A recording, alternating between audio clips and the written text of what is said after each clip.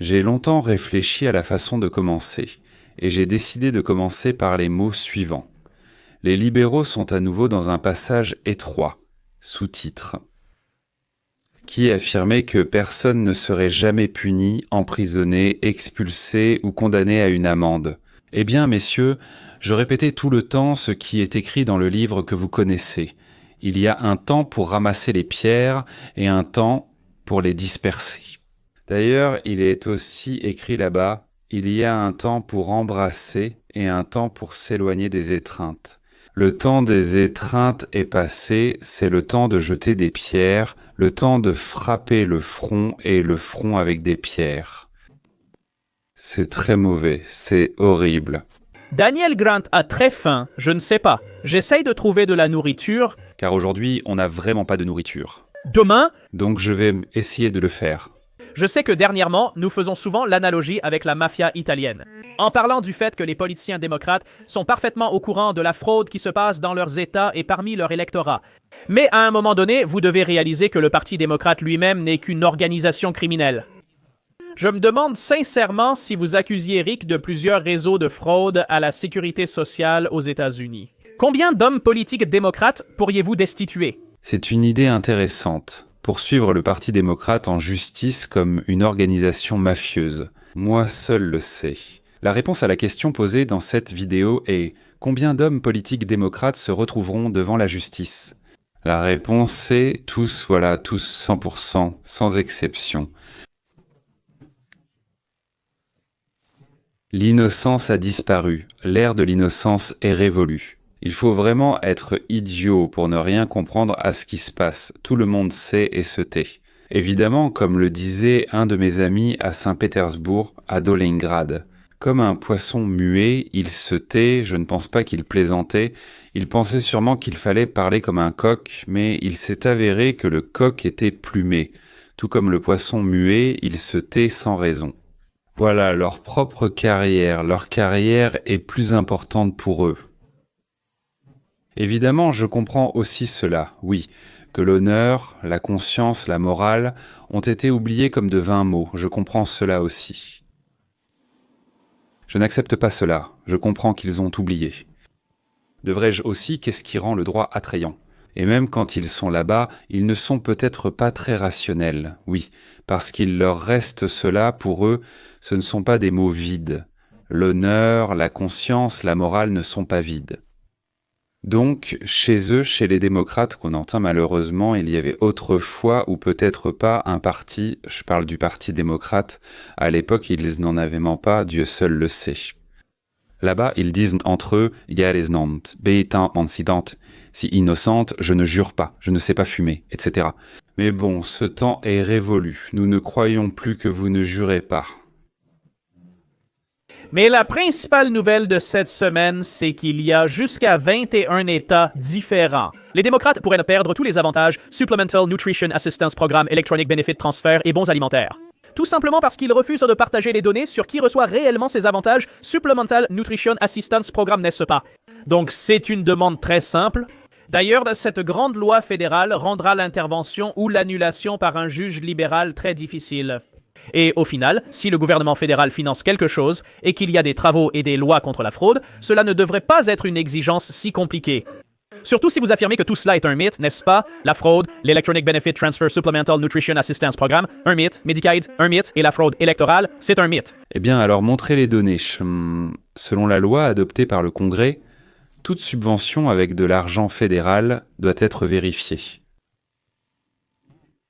La législation vise à réglementer l'achat. Delirium, le Premier ministre, sous Tueriyu, aurait besoin d'un rapport sur les bénéficiaires des food stamps, ou coupons alimentaires, s'il existait un centre, c'est-à-dire la liste complète des bénéficiaires de l'aide de l'État aux citoyens américains pauvres. Voilà le mot qu'il faut souligner. Aux citoyens américains et non aux citoyens du Minnesota ou du Kirghizistan. 21 États, tous dirigés par des démocrates. Les 21 dirigés par des démocrates ont refusé de fournir cette information. Eh bien, c'est comme dire, les gars, on vole, et alors? Oui, on vole, vous savez bien que vous avez, ces papiers, bien sûr qu'on vole, et alors? A dit l'administration Trump. Donc voilà, oui, vous ne recevrez plus d'argent pour ce programme. Nous allons enquêter et à l'avenir, vous ne recevrez rien tant que l'affaire ne sera pas élucidée. Mais il ne s'agit pas seulement des tickets alimentaires. Donc, les démocrates gardent littéralement la porte de leur comptabilité fermée et ne laissent entrer personne. Vous vous demandez pourquoi il y a une suite. Ils n'aiment pas que des étrangers viennent chez eux et les empêchent de travailler. Pensez-y encore. Hier, nous avons évoqué que Tim Walz refuse de publier les données Medicaid de son État. Bien qu'il soit bien connu qu'il y a clairement beaucoup de fraude là-bas, et les gars, je ne pense pas que ce problème mérite d'être trop réfléchi. La raison pour laquelle il ne nous montre pas les données, en affirmant « croyez-moi qu'il n'y a pas de fraude », est absolument évidente. Il y a certainement de la fraude là-bas. Néanmoins, nous allons parler de l'annonce faite par la ministre de l'Agriculture des États-Unis, Brooke Rollins, lors de la réunion du cabinet d'aujourd'hui, concernant le problème de l'IBT et bien d'autres choses. En effet, apparemment, à cause de cette grande et belle loi, près d'1 million de personnes sont déjà privées de tickets alimentaires. Gardez à l'esprit, il ne s'agit là que du nombre direct de ceux qui n'ont pas le droit. Cela n'inclut même pas les autres.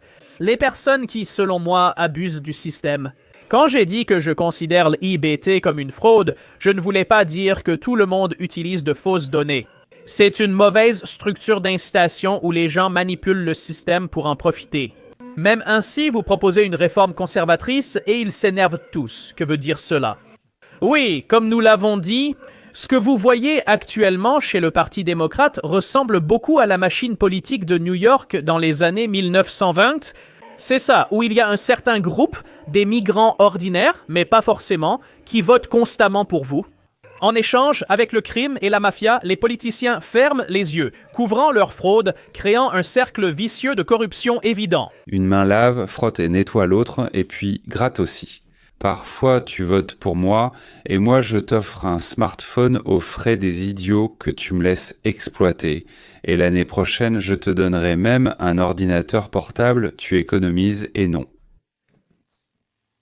Réunion du cabinet de Donald Trump. En février de cette année, nous avons demandé pour la première fois à tous les États de transmettre leurs données au gouvernement fédéral afin que le ministère de l'Agriculture des États-Unis puisse collaborer avec eux pour éradiquer la fraude. Pour s'assurer que ceux qui ont vraiment besoin de bons alimentaires les reçoivent, mais aussi pour protéger les contribuables américains. 29 États ont accepté, ce qui n'est pas surprenant puisqu'il s'agissait d'États rouges. Et c'est de là que proviennent toutes ces données sur la fraude. Mais 21 États, dont la Californie, New York et le Minnesota, restent opposés. La Californie, New York, le Minnesota et 18 autres États ont dit « Nous ne montrerons rien ». Quoi, vous ne nous croyez pas sur parole? Eh bien, si vous ne nous croyez pas sur parole, alors vous êtes devant des fascistes. Donc, à partir de la semaine prochaine, nous cesserons de transférer des fonds fédéraux à ces États jusqu'à ce qu'ils se conforment et nous permettent d'éradiquer ensemble cette fraude et de protéger le contribuable américain. Lorsqu'il y a un an, Joe Biden a tenté d'acheter les élections, il a augmenté de 40% le financement des programmes alimentaires. Et maintenant, quand nous annulons cela avec notre argent... Ces salauds achetèrent les voix de ceux qui profitaient de l'argent volé. Quel système merveilleux. Et comme c'est formidable que nous ayons commencé à le briser. Ce n'est pas de l'incompétence.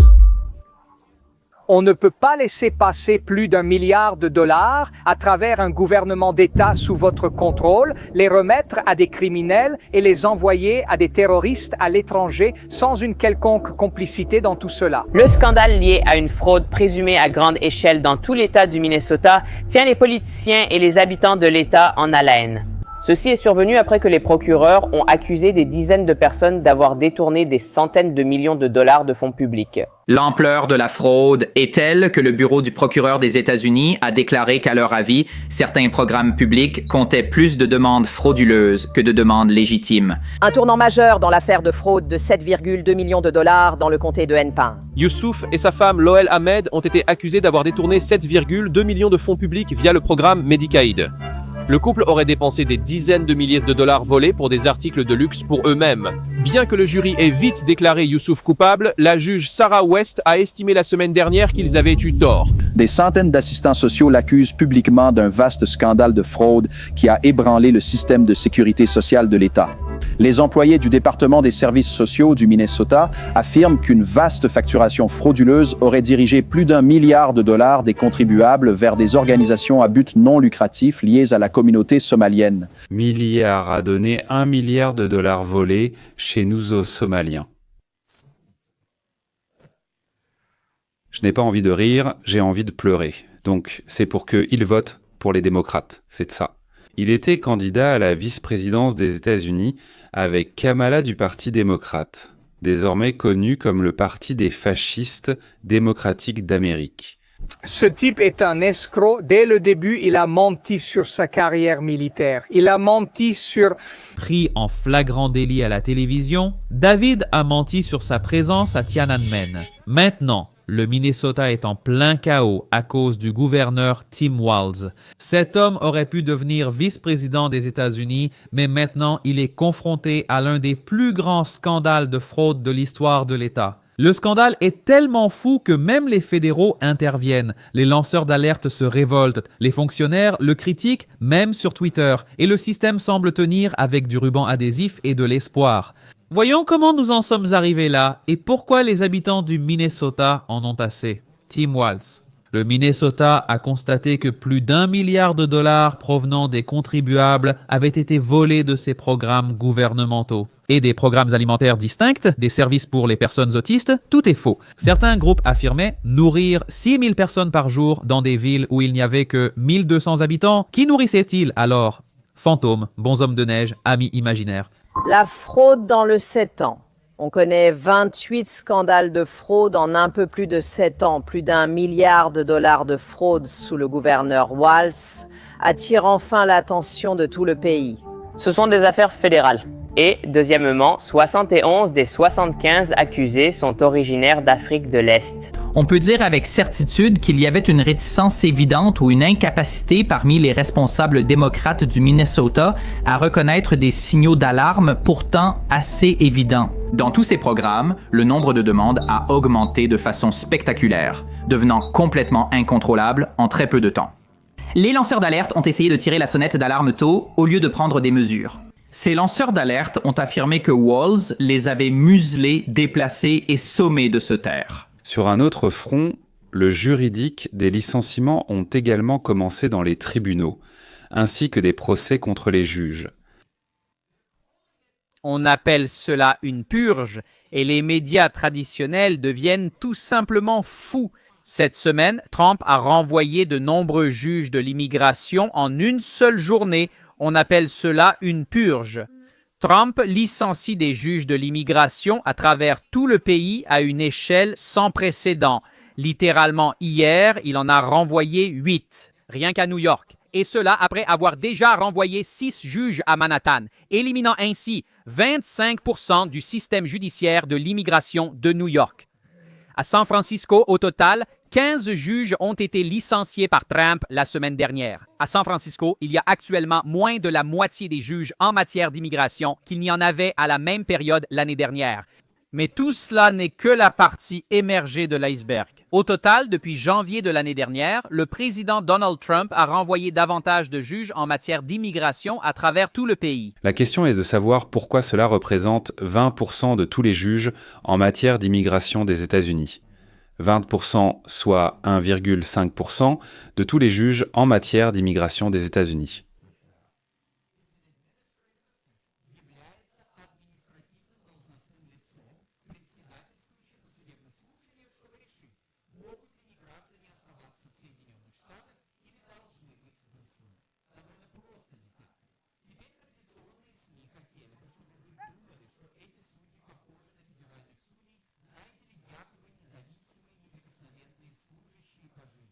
C'est un mensonge flagrant. Ils vous mentent quand ils s'y réfèrent. Et les médias traditionnels le savent. Ils savent qu'ils mentent. Les juges de l'immigration ne sont pas considérés comme des juges fédéraux. Selon l'article 3 de la Constitution qui concerne le pouvoir judiciaire, ils ne relèvent pas de cet article. Ce sont des juges de l'article 3, tandis que ceux du pouvoir exécutif travaillent à l'administration exécutive pour surveiller l'immigration dépendant du ministère de la Justice. MIA. Donc, leur supérieur direct est la procureure générale Pam Bondi, et dites-moi Pam Milost, qui est le supérieur de Pam Bondi elle-même. Qui pourrait renvoyer Pam Bondi si jamais l'envie lui prenait? Oui, le président de ces États-Unis, Donald J. Trump. Ces juges, ce sont des employés du ministère de la Justice. Ils ne sont ni élus, ni nommés par le Sénat ou quoi que ce soit de ce genre. Ce sont des employés du ministère de la Justice. Et ils traitent les affaires que le ministère leur transmet ou leur confie. La charge de travail des tribunaux d'immigration a presque triplé en seulement 4 ans. Oui, vous avez bien entendu, elle a triplé. Elle est passée de 1,3 million d'affaires non traitées en 2020 à 3,7 millions à la fin de l'année 2024. Près de 4 millions d'affaires restent en suspens. C'est-à-dire qu'il faut soit expulser les gens, soit leur permettre de rester, mais personne ne le fait, personne ne décide, et ils restent sans statut. 4 millions de personnes dans le pays. Le temps d'attente moyen, êtes-vous prêt à l'entendre? Le délai moyen d'attente pour qu'un migrant obtienne une audience judiciaire est d'environ 4 ans. On fixe à un clandestin une date de procès dans 4 ans, 7 mois, 3 jours et 4 heures de poisse. En attendant, tu peux traîner dans nos rues, nos villes, faire ce que tu veux. Et à New York, ils fixent maintenant des audiences. Pour te voir, j'en ai pour... vous allez être surpris. 2030, eh bien, Dieu merci, ce n'est pas la fin, c'est le milieu. En attendant, va traîner en Amérique, touche des food stamps, bénéficie de la médecine gratuite, reçoit de l'argent, le paiement du loyer, et en 2030, eh bien, si on ne t'a pas expulsé, on verra bien. Peut-être. L'administration Trump ne renvoie-t-elle pas simplement les juges? Non, non, non, non, ce n'est pas du tout ça. Ils font autre chose qui met complètement la gauche en panique. Le président Trump ne se contente pas de renvoyer des juges à travers tout le pays, il les remplace par des personnes qui appliqueront réellement la loi. Le ministère de la Sécurité intérieure. Oui, vous avez bien entendu. Le ministère lui-même recrute activement en ce moment ceux qu'ils appellent des juges de la déportation. Alors, nous sommes passés du ministre de la Défense au ministre de la Guerre, n'est-ce pas? Maintenant, nous passons des juges de l'immigration aux juges de la déportation. Et ces postes offrent jusqu'à 200 000 $ de salaire annuel avec la possibilité de travailler à distance. Et les nouveaux juges qui sont recrutés viennent tous du domaine de l'immigration. Ils viennent de la fonction publique fédérale, ils ne viennent pas d'une organisation de défense des droits de l'homme, ni d'une organisation non gouvernementale qui essaie par tous les moyens de retenir les migrants illégaux dans le pays. Une enquête menée par le New York Times concernant 11 nouveaux juges a révélé qu'aucun d'entre eux, pas un seul, n'avait d'expérience en défense dans les affaires d'immigration. Les gens de Trump ont identifié des juges qui, par des astuces et des retards, ralentissaient le processus d'expulsion. Et 100 ont déjà été renvoyés, il en reste encore 400 qui, eh bien, ont été partiellement vérifiés et sont encore en cours d'enquête. Je soupçonne qu'encore 100 à 200, voire plus, seront renvoyés. Parce que, à mon avis, ils ont trahi leur patrie pour une idéologie. C'est exactement comme ça qu'ils ont trahi leur patrie pour une idéologie. La patrie ou l'idéologie, l'avenir de tes enfants, ou ta propre poche, aujourd'hui ils choisissent leur propre poche. Aujourd'hui, le maire de la petite Somalie, Minneapolis, vient de s'excuser auprès de la communauté somalienne après que le gouvernement fédéral a empêché leur fraude envers les contribuables du Minnesota. Lui et le chef de la police supplient qu'on leur pardonne et jurent de ne jamais coopérer avec le Immigration and Customs Enforcement, alors que Donald Trump renforce les mesures dans la ville. Et la partie la plus provocante de la déclaration du maire, selon laquelle Minneapolis est désormais une forteresse somalienne, c'est qu'il le fait en parlant en Somalie. Comme d'habitude, likez et abonnez-vous. Commençons par écouter Donald Trump, cela donnera le contexte pour la suite de la vidéo. Leur pays est répugnant et nous ne voulons pas d'eux chez nous. Je pourrais dire cela aussi à propos d'autres pays, je peux le dire à propos d'autres pays, nous ne voulons pas qu'ils aident, nous devons reconstruire notre pays. Vous savez, notre pays est au bord du gouffre, tout peut mal tourner, nous sommes à un moment charnière. Je ne sais pas comment les gens vont réagir à ce que je dis, mais je le dis. Nous pouvons aller dans un sens ou dans l'autre, et nous prendrons la mauvaise direction si nous continuons à laisser entrer des déchets dans notre pays. Ilhan Omar, c'est une ordure, elle est une ordure, ses amis sont des ordures. Ce ne sont pas des gens qui travaillent, ce ne sont pas des gens qui disent « allons de l'avant, faisons de cet endroit un endroit formidable ». Ce sont des gens qui ne font que se plaindre, ils se plaignent, et là d'où ils viennent, ils n'avaient rien. Vous savez, s'ils venaient du paradis et disaient que ce n'est pas le paradis, mais quand ils viennent de l'enfer et qu'ils ne font que se plaindre et râler. Nous ne voulons pas d'eux dans notre pays, qu'ils retournent d'où ils viennent et qu'ils arrangent la situation là-bas. Donald Trump a raison. L'immigration était auparavant utilisée d'une manière rationnelle et logique au profit des États-Unis. Il est logique d'attirer les personnes les plus intelligentes du monde entier dans notre pays. Il était donc logique, à la fin du XVe et au début du XXe siècle, d'accueillir des immigrants européens. Nous venions tout juste de nous étendre jusqu'à l'océan Pacifique et nous avions besoin du plus grand nombre possible de bras pour nous aider à construire ce pays. Les immigrants d'autrefois quittèrent leur pays et ne regardaient plus en arrière. Ils venaient ici et adoptaient pleinement l'identité américaine. L'histoire romantise souvent cette époque pour justifier l'immigration illimitée actuelle depuis les pays du tiers-monde. Mais des faits très importants sont alors négligés.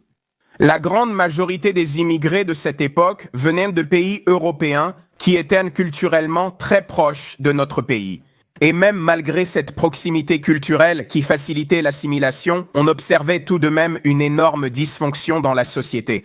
Nous avons adopté l'amendement sur l'interdiction de l'alcool parce que l'opinion publique pensait que les immigrés irlandais étaient une bande d'ivrognes qui détruisèrent le pays et que les immigrés italiens avaient apporté la mafia avec eux. Ce n'était pas aussi idyllique et sans nuages que le prétendent les partisans de l'immigration. Et aujourd'hui, l'immigration n'est qu'un moyen de montrer sa vertu, de se vanter et d'afficher notre capacité sans limite à la compassion, à l'inclusivité et à la tolérance.